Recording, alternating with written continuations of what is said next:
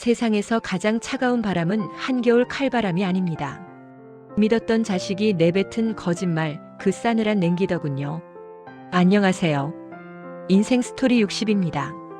오늘은 자식 하나만 바라보고 평생을 살아온 어느 어머니의 가슴 시린 하지만 끝내는 통쾌해질 이야기를 들려드리려 합니다.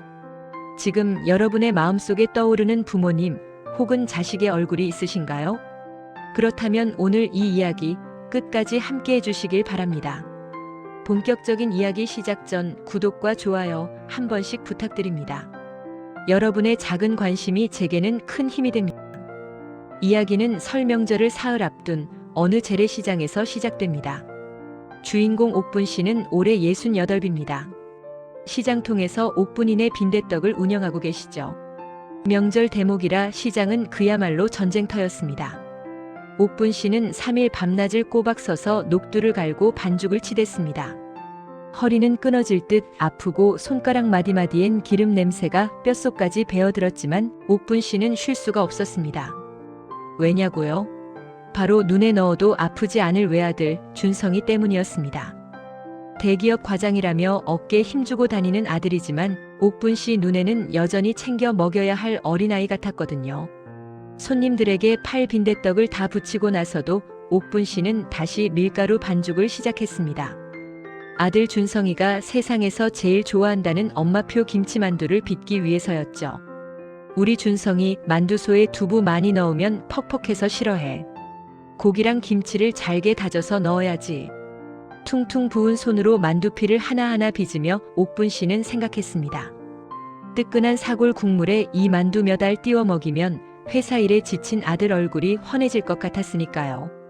몸은 천근만근이어도 마음만은 봄날처럼 따뜻했습니다. 그때였습니다. 아들에게 전화가 걸려온 건요. 옥분 씨는 기름 묻은 손을 앞치마에 황급히 문지르고 전화를 받았습니다. 아, 엄마. 저예요. 이번 설에 못 내려갈 것 같아요. 아니, 그게 무슨 소리냐? 설날인데 안 온다니? 회사에 비상이 걸렸어요. 연휴 내내 당직 서야 한대요. 수진이도 장인어른 댁 미리 다녀온다고 친정 갔고요. 저 혼자 집에 있으니까 이번엔 그냥 넘어가요. 네? 끊어요. 전화는 매정하게 끊겼습니다. 옥분 씨는 멍하니 휴대폰만 바라봤죠. 서운함이 밀려왔지만 이내 걱정이 앞섰습니다. 남들 다 쉬는 명절에 혼자 밥이나 제대로 챙겨 먹을까 싶어서요. 며느리도 없다는데 텅 빈 집에서 라면이나 끓여 먹을 아들을 생각하니 가슴이 미어지는 겁니다. 옥분 씨는 결심했습니다. 그래, 얼굴만 보고 오자. 밥은 먹여야지. 설 연휴 첫날인 까치설날, 서울 하늘엔 기록적인 폭설이 쏟아졌습니다. 옥분 씨는 그 눈보라를 뚫고 양평집을 나섰습니다. 양손에는 보자기로 꽁꽁 싸맨 짐 보따리가 들려 있었죠. 한쪽엔 꽁꽁 얼린 사골 국물과 떡, 다른 한쪽엔 갓 빚은 만두와 식혜가 들어 있었습니다. 버스를 2번이나 갈아타고 미끄러운 빙판길을 걷고 또 걸었습니다. 강남의 번쩍이는 아파트 단지에 도착했을 때 옥분 씨의 낡은 코트는 눈에 젖어 축축했고 머리카락은 헝클어져 있었습니다. 신발은 흙탕물에 젖어 엉망이었죠. 하지만 품에 안은 음식 보따리만큼은 식을까봐 외투 안쪽에 꼭 품고 있었습니다. 드디어 아들네 집 현관 앞. 옥분 씨는 숨을 골랐습니다. 초인종을 누르려다 멈칫했습니다. 밤늦게 일하고 자고 있을지도 모르는 아들을 깨우기 미안했거든요. 그냥 식탁 위에 밥상만 차려놓고 조용히 나와야겠다. 옥분 씨는 익숙하게 비밀번호를 눌렀습니다. D-D-D-D. 손주 생일로 된 그 번호. 도어록이 풀리는 경쾌한 소리와 함께 문이 열렸습니다. 그런데 말이죠. 문을 열자마자 옥분 씨를 맞이한 건 정막이 아니었습니다. 하하. 자네 이 술맛이 아주 기가 막히구먼. 이 갈비 좀 더 드셔보세요. 아주 살살 녹아요. 거실 가득 퍼지는 맛있는 냄새. 따뜻한 온기. 그리고 귀가 따가울 정도로 시끄러운 웃음소리. 옥분 씨는 순간 자신이 집을 잘못 찾아왔나 싶어 뒷걸음질 칠 뻔했습니다. 하지만 그곳은 분명 아들 준성이의 집이었습니다. 거실 중앙엔 상다리가 부러질 듯 화려한 음식이 차려져 있었고 그 상석엔 며느리 수진의 친정 부모님, 그러니까 사돈 식구들이 앉아 있었습니다. 그리고 그 옆에서 아들 준성이는 회사 당직은커녕 장인어른의 술잔을 채우며 환하게 웃고 있었죠. 어머! 누군가 옥분 씨를 발견하고 짧은 비명을 질렀습니다. 순식간에 거실의 웃음소리가 뚝 끊겼습니다. 흐르는 정적 속에 현관에 선 옥분 씨의 거친 숨소리만 들려왔습니다. 눈과 흙탕물로 범벅이 된 초라한 행색의 시어머니, 그리고 최고급 양주와 한우를 즐기던 우아한 며느리와 사돈들. 그 잔인한 대비 속에서 옥분 씨는 손에 든 보자기를 더 꽉 쥐었습니다. 그 안에서 식어가던 만두가 마치 자신의 처지 같았거든요. 아니, 어머님? 연락도 없이 이 시간에 여긴 웬일이세요? 반가움이라곤 눈 씻고 찾아볼 수 없는 짜증 섞인 며느리의 목소리가 비수처럼 날아와 꽂혔습니다.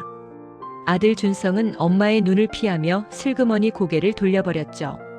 여러분, 이 상황 도대체 어떻게 받아들여야 할까요? 회사 당직이라던 아들의 거짓말, 친정에 갔다던 며느리의 거짓말.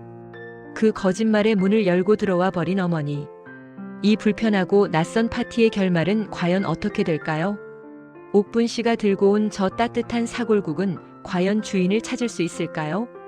상상을 초월하는 며느리의 모욕과 벼랑 끝으로 몰리는 옥분 씨의 이야기가 펼쳐집니다. 가족이 둘러앉은 밥상.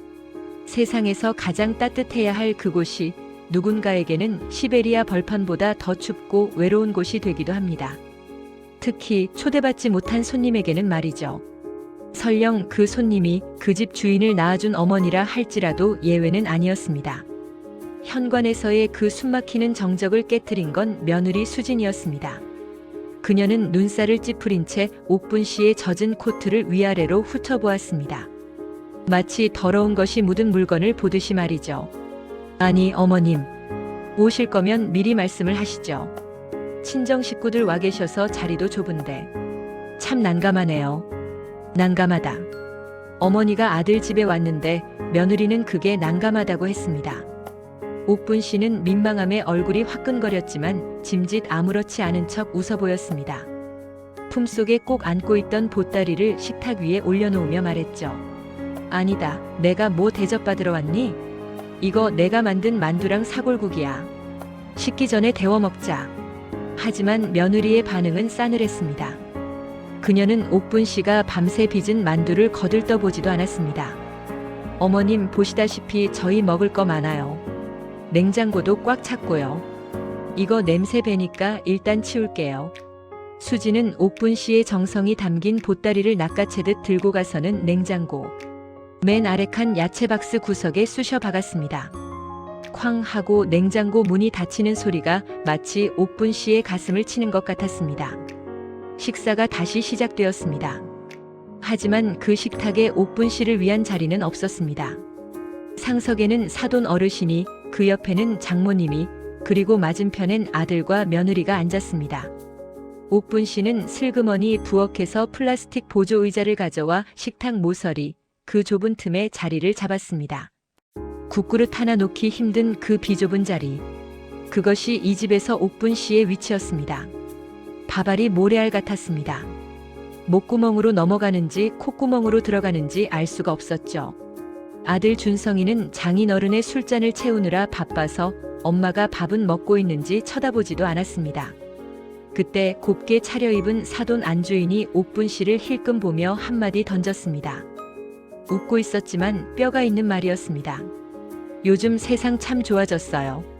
내 친구들은 명절 되면 며느리들 편하라고 일부러 여행 간다던데. 우리 사돈어른은 아들 사랑이 참 대단하셔. 눈보라를 뚫고 오시고. 비아냥이었습니다. 옥분 씨는 밥 먹던 숟가락을 멈칫했습니다. 얼굴이 달아올랐지만 죄인처럼 고개를 숙이고 밥알만 세었습니다. 준성이라도 장모님 그런 말씀 마세요라고 해주길 바랐지만 아들은 그저 어색하게 웃으며 갈비만 뜯고 있었습니다. 식사가 끝나고 과일 타임이 되었습니다. 당연하다는 듯 옥분 씨는 과도와 사과를 집어들었습니다.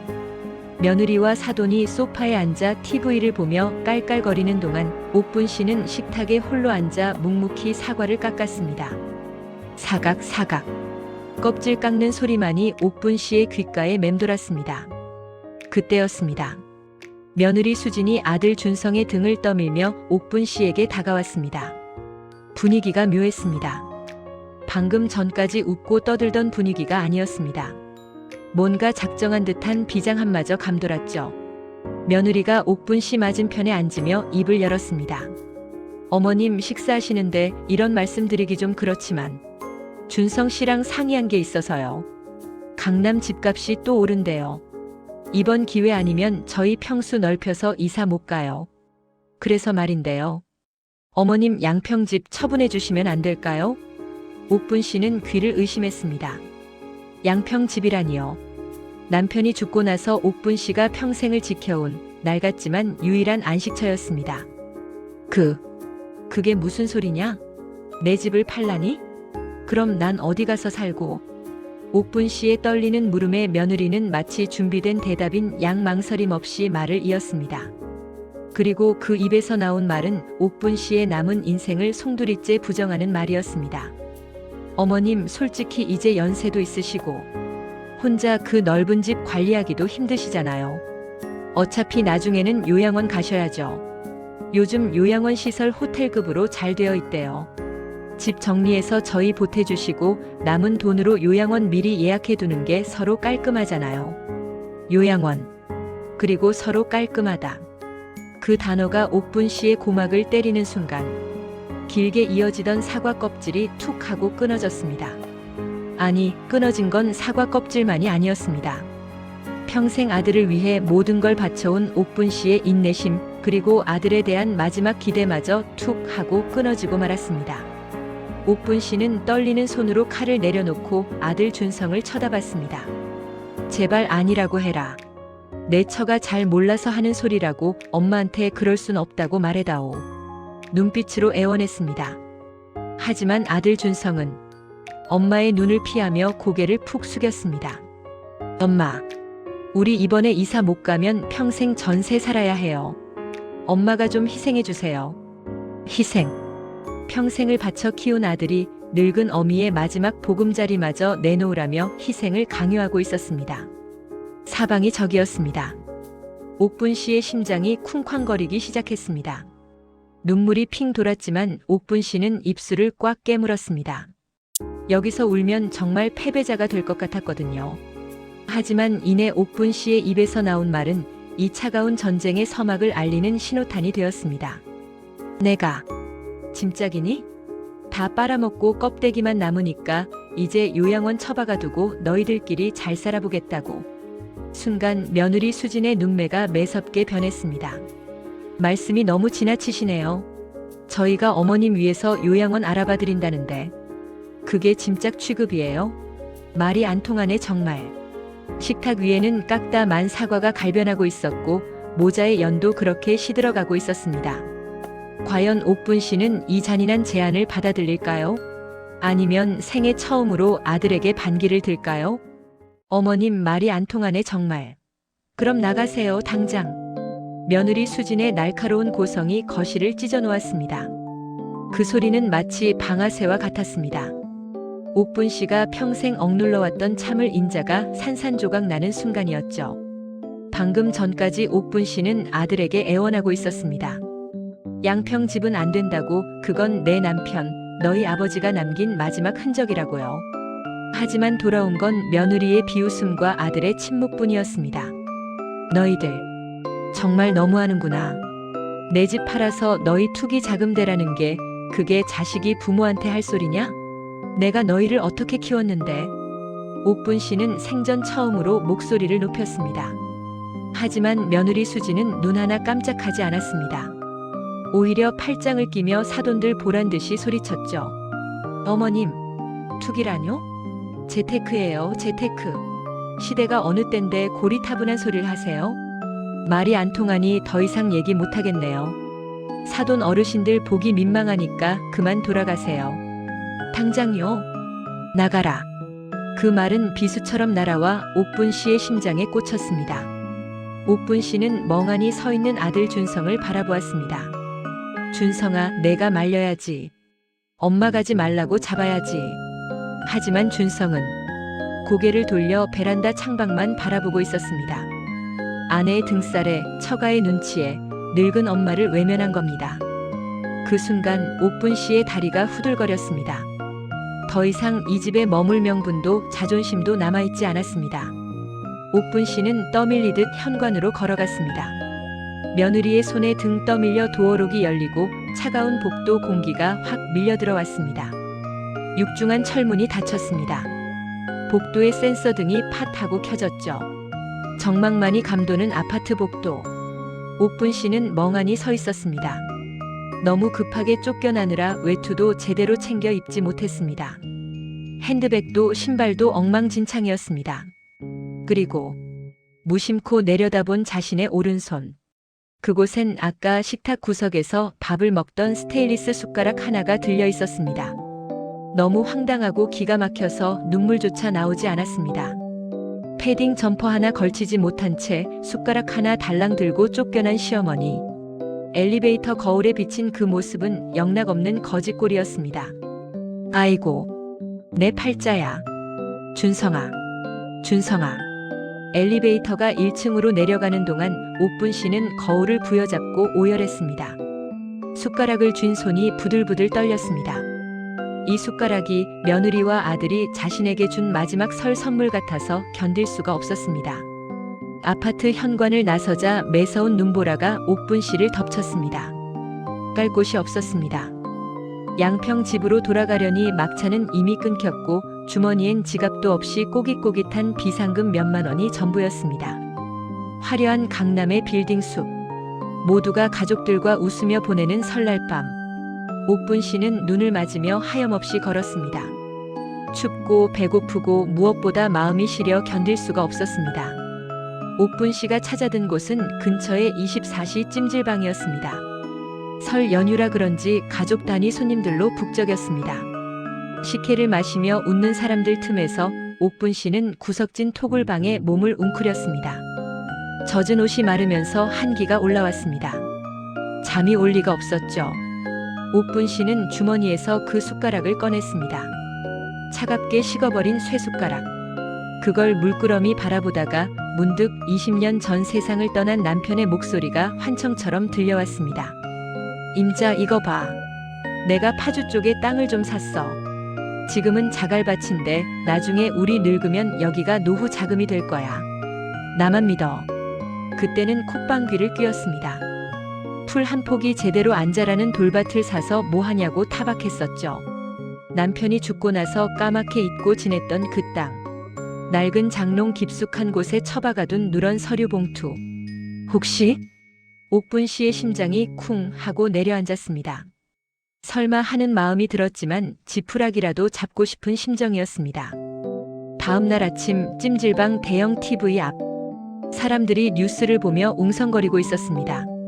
옥분 씨도 멍하니 화면을 올려다보았죠. 속보입니다. GTX-A 노선 파주 연장 확정과 함께 인근 역세권 개발 계획이 전격 발표되었습니다. 해당 지역 지가는 천지개벽 수준으로 급등할 것으로 예상되며 화면에 뜬 지도, 붉게 표시된 개발 확정 지역. 옥분 씨의 눈이 휘둥그레졌습니다. 낯익은 주소였습니다. 남편이 술김에 몇 번이고 외어대던 그 주소. 파주시 야당동 산 24번지. 옥분 씨는 벌벌 떨리는 손으로 찜질방 공용 PC로 달려갔습니다. 인터넷 등기소에 접속해 남편 이름, 아니 상속받은 자신의 이름을 검색했습니다. 그리고 모니터 화면에 뜬 공시지가와 실거래가 예상액. 0이. 도대체 몇 개일까요? 1, 10, 100, 1000, 억. 10억. 50억. 최소 50억 원이었습니다. 순간 찜질방의 소음이 싹 사라지고 옥분 씨의 귀에는 쿵쿵거리는 심장 소리만 들렸습니다.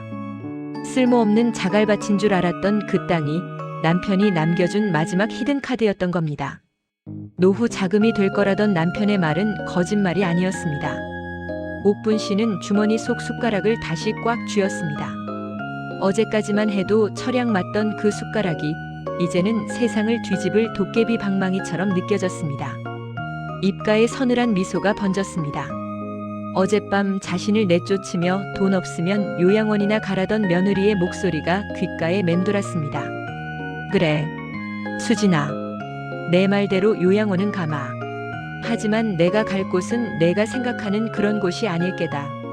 옥분 씨는 자리에서 벌떡 일어났습니다. 더 이상 구석에 웅크린 초라한 노인이 아니었습니다.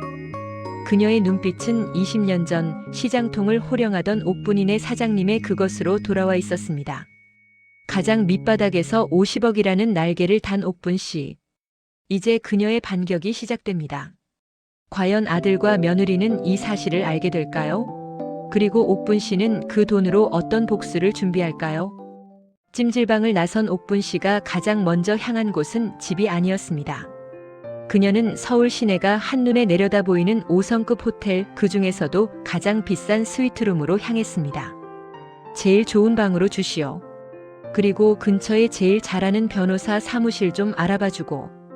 호텔 방에 들어선 옥분 씨는 거울 속에 자신을 보며 다짐했습니다. 박순자, 이제 넌 시장통 빈대떡 할매가 아니다. 50억 자산가 김 회장이다.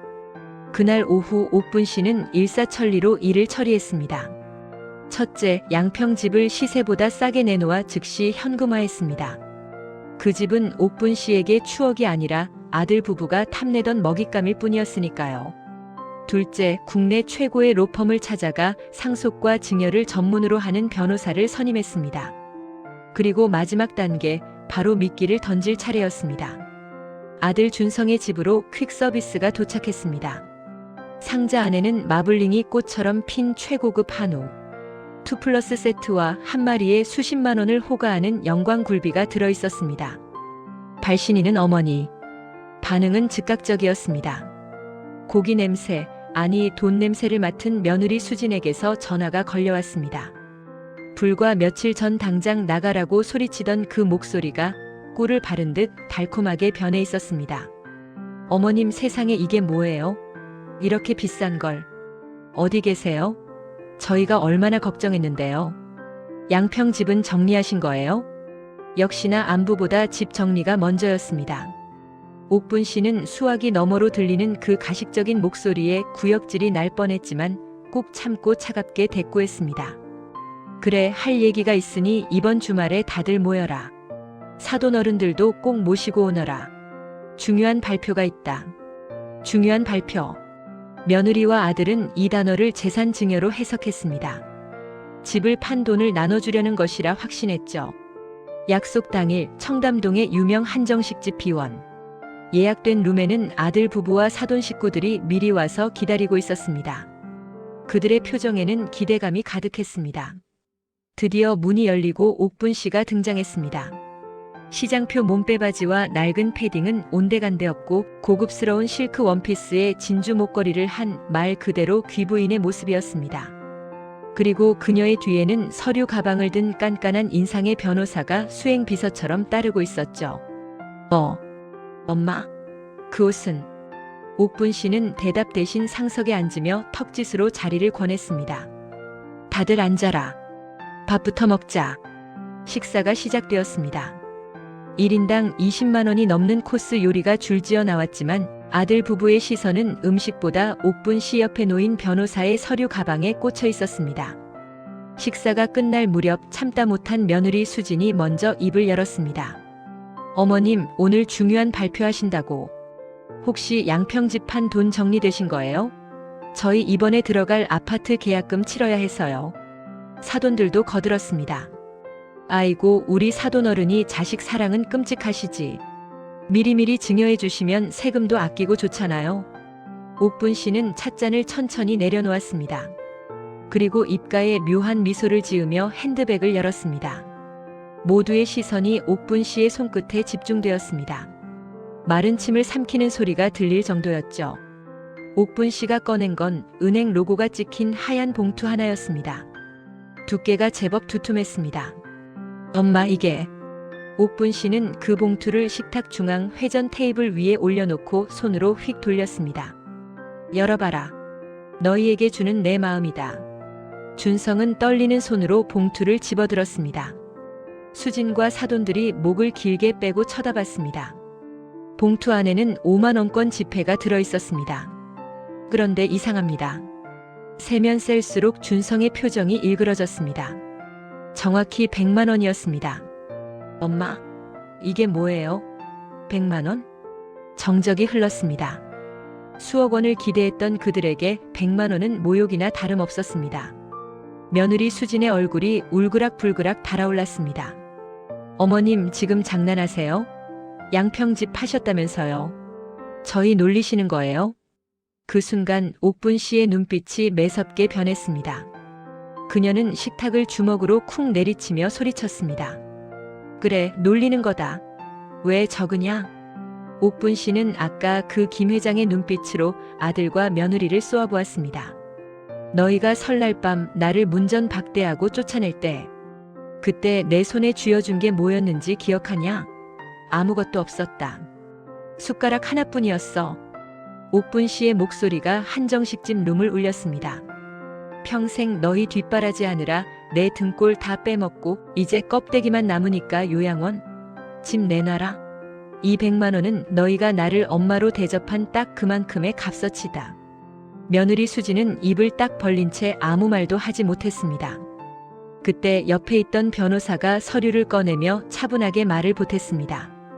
김옥분 여사님께서는 방금 파주 소재 토지 보상금 및 전 재산 50억 원을 독거노인 지원재단과 청소년 가장 장학금으로 전액 기부하는 약정을 체결하셨습니다. 50억. 아들, 며느리, 사돈 부부의 입에서 동시에 비명이 터져나왔습니다. 준성은 믿을 수 없다는 듯 서류를 낚아채 읽어내려갔습니다. 파주 운정지구 보상금 전액 기부. 모든 단어가 현실이었습니다.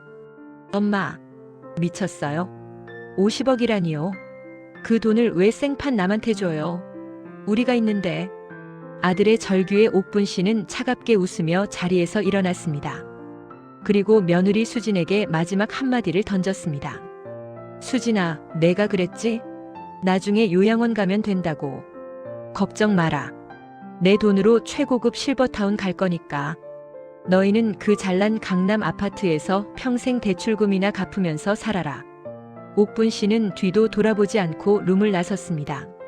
어머님, 엄마, 잠깐만요. 뒤에서 아비규환의 소리가 들려왔지만 옥분 씨의 발걸음은 깃털처럼 가벼웠습니다. 문 밖으로 나오는 순간 꽉 막혔던 가슴이 뻥 뚫리는 기분이었습니다. 가장 슬픈 눈물은 버스가 떠난 뒤에 흘리는 눈물이라고 하죠. 하지만 때로는 그 눈물이 누군가에게는 새로운 여행의 시작을 알리는 신호탄이 되기도 합니다. 한정식집 복도 다급한 발소리와 아수라장. 엄마 제발요. 제 얘기 좀 들어보세요.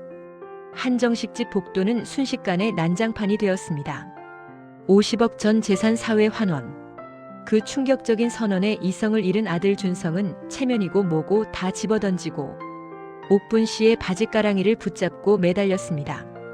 방금 전까지 100만 원이 적다며 비웃던 며느리 수지는 사색이 되어 입술만 달달 떨고 있었고 사돈들은 언제 그랬냐는 듯 옥분 씨에게 비굴한 웃음을 흘렸습니다.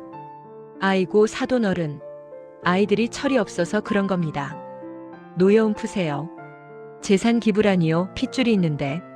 옥분 씨는 자신의 다리를 붙잡고 있는 아들을 내려다보았습니다. 넥타이는 풀어 헤쳐졌고 눈물 콧물 범벅이 된 얼굴. 30년 넘게 내 새끼라며 금지옥엽 키웠던 그 얼굴이었습니다. 마음이 약해질 법도 했습니다. 예전에 옥분 씨라면 당장 일으켜 세워 먼지를 털어줬겠죠. 하지만 옥분 씨는 조용히 아주 차갑게 아들의 손을 뿌리쳤습니다. 비켜라. 내 옷 구겨진다. 옥분 씨는 핸드백을 열었습니다. 아들은 기대에 찬 눈빛으로 쳐다봤죠. 혹시 마음을 돌려 수표라도 꺼내줄까 싶어서요. 하지만 옥분 씨가 꺼낸 건 낡고 빛바랜 스테인리스 숟가락 하나였습니다. 네, 맞습니다. 쫓겨날 때 손에 쥐고 나왔던 그 눈물 젖은 숟가락이었습니다. 옥분 씨는 그 숟가락을 식탁 위에 탁 하고 내려놓았습니다. 준성아, 수진아, 이 숟가락 기억하냐? 너희가 나 내쫓을 때 내가 쥐고 있던 유일한 내 재산이었다. 이거 너희 가져라. 엄마, 그게 무슨. 이제부터는 내 손으로 밥 떠먹여줄 생각 없다. 너희 밥벌이는 너희가 알아서 해라. 이게 내 마지막 유산이다. 옥분 씨는 멍하니 굳어있는 아들. 부부와 사돈들을 뒤로 한 채 또각또각 구두 소리를 내며 식당을 빠져나왔습니다. 뒤에서 어머님, 엄마 부르는 소리가 들렸지만 옥분 씨는 한 번도 뒤를 돌아보지 않았습니다. 식당 문을 열고 나오자 눈부신 봄 햇살이 쏟아졌습니다. 가슴 속에 맺혀있던 거대한 돌덩이가 쑥 내려가는 기분. 옥분 씨는 그제야 깊은 숨을 들이마셨습니다. 공기 맛이 달았습니다. 그로부터 1년이란 시간이 흘렀습니다. 옥분 씨의 삶은 어떻게 변했을까요? 경기도의 한 고급 실버타운. 이곳은 마치 휴양지 리조트 같습니다. 넓은 통창으로 햇살이 들어오는 수영장. 그곳에서 멋진 수영복을 입고 물살을 가르는 한 여성이 있습니다. 바로 옥분 씨입니다. 처음엔 물이 무서워서 발도 못 담갔는데 이제는 저변까지 배웁니다. 물속에 있으면요, 그렇게 자유로울 수가 없어요. 수영을 마치고 나온 옥분 씨는 카페테리아에서 원어민 선생님과 마주 앉아 영어 회화 수업을 듣습니다. How are you today, Miss Kim? I am very happy. Because I am free. 옥분 씨의 발음은 서툴렀지만 목소리엔 자신감이 넘쳤습니다. 예전엔 며느리 눈치 보느라 거실 소파에도 맘 편히 못 앉았던 그녀가 이제는 누구보다 당당하게 자신의 삶을 즐기고 있었습니다. 빈대떡 냄새와 파스 냄새가 진동하던 그녀의 몸에선 이제 은은한 라벤더 향기가 납니다. 아들 준성에게선 여전히 연락이 옵니다. 하루에도 수십 통씩 부재중 전화가 찍히고 구구절절한 문자가 옵니다. 사업이 힘들어졌다는 둥, 손주가 할머니를 보고 싶어 한다는 둥. 하지만 옥분 씨는 답장하지 않습니다. 그 번호는 이미 차단 목록에 들어가 있으니까요. 가끔 마음이 흔들릴 때면 옥분 씨는 기부 증서를 꺼내봅니다. 자신의 전 재산 50억으로 공부하고 있는 가난한 학생들의 편지를 읽으며 그녀는 진짜 엄마의 보람을 느낍니다. 핏줄로 얽힌 이기적인 관계가 아니라 사랑으로 맺어진 넓은 의미의 가족을 얻은 셈이죠. 인천공항 출국장. 그리고 오늘 옥분 씨는 특별한 외출을 준비합니다. 장소는 인천국제공항. 화려한 패턴의 스카프를 두르고 커다란 선글라스를 낀 옥분 씨가 여행 가방을 끌고 출국장으로 향합니다. 목적지는 이탈리아 로마. 평생 시장 바닥에서 일하느라 제주도 한 번 못 가본 그녀의 생애 첫 해외여행입니다. 그것도 이코노미가 아닌 퍼스트 클래스 티켓을 손에 쥐고 말이죠. 출국 심사대를 통과하기 전 옥분 씨는 잠시 멈춰서서 품 안에서 작은 사진 한 장을 꺼냈습니다. 20년 전 세상을 떠난 남편의 사진이었습니다. 여보, 보고 있지? 당신이 남겨준 땅 덕분에 나 호강하네. 당신 목까지 실컷 보고 맛보고 즐기다 갈게. 고마워요. 사진에 입을 맞춘 옥분 씨는 다시 여행 가방 손잡이를 잡았습니다. 게이트를 향해 걸어가는 그녀의 뒷모습. 굽은 등은 꼿꼿하게 펴졌고 발걸음은 왈츠를 추듯 경쾌합니다. 비행기가 활주로를 박차고 날아오르는 순간 창밖을 바라보는 옥분 씨의 선글라스 위로 눈부신 구름바다가 펼쳐집니다. 우리는 흔히 부모의 인생을 촛불에 비유합니다. 제 몸을 태워 자식이라는 빛을 밝히니까요. 하지만 옥분 씨는 이제 촛불이기를 거부했습니다. 대신 스스로 타오르는 태양이 되기로 했죠. 지금 이 방송을 듣고 계신 여러분, 혹시 가족이라는 이름으로, 의무라는 이름으로 나 자신을 지우고 계시진 않나요? 옥분 씨가 마지막으로 여러분께 전하고 싶은 말이 있다고 합니다. 내 인생의 봄날은 자식이 만들어주는 게 아니었어. 내가 스스로 피워내는 거였지. 늦지 않았다. 지금이라도 너를 위해 살아라. 눈보라치던 겨울을 지나 찬란한 봄을 맞이한 옥분 씨의 비행을 응원하며 오늘 이야기를 마칩니다. 이 이야기가 여러분의 가슴 속에 작은 불씨가 되었기를 바랍니다. 구독과 좋아요는 다음 이야기를 만드는 큰 힘이 됩니다. 저는 더 가슴 뜨거운 이야기로 다시 찾아오겠습니다. 안녕히 계세요.